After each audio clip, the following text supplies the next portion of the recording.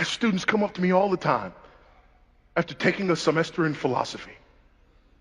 There ought to be a rule.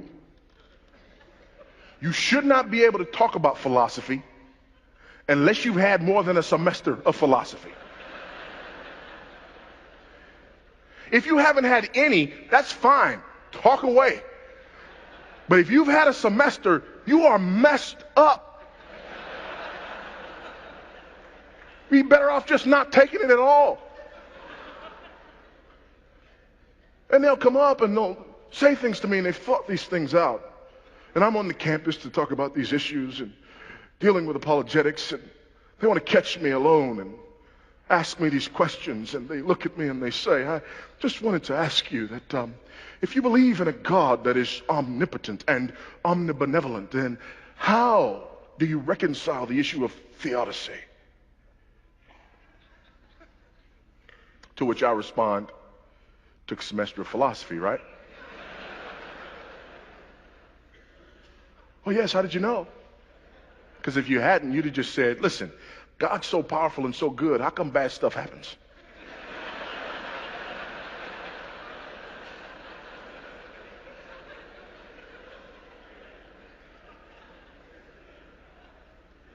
But I'm not going to answer the question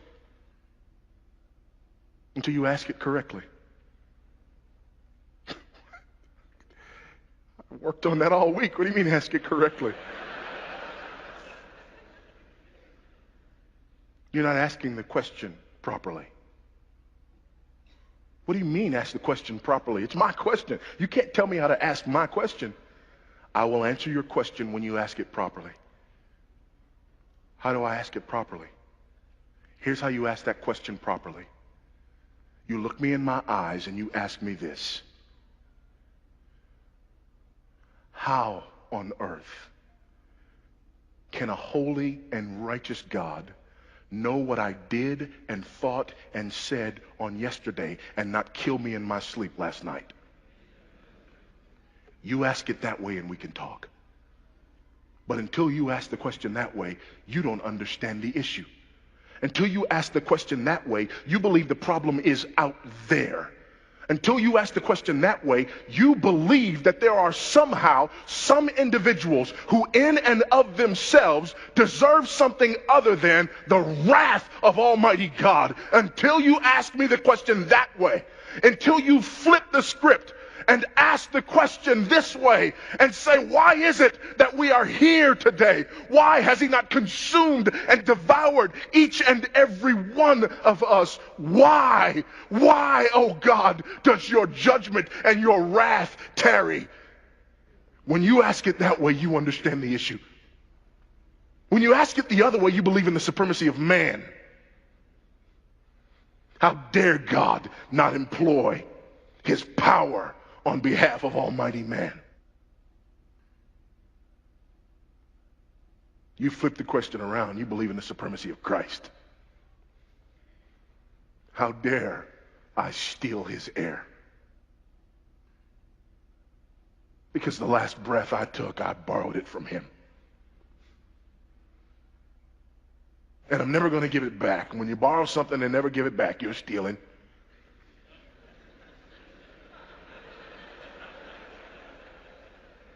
Some of you need to take a moment and get right now.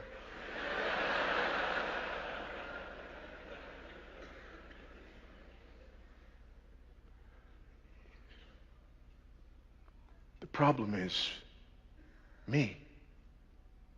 The problem is the fact that I do not acknowledge the supremacy of Christ in truth. The problem is I start with me as the measure of all things. The problem is I judge God based upon how well he carries out my agenda for the world. And I believe in the supremacy of me in truth. And as a result, I want a God who is omnipotent but not sovereign.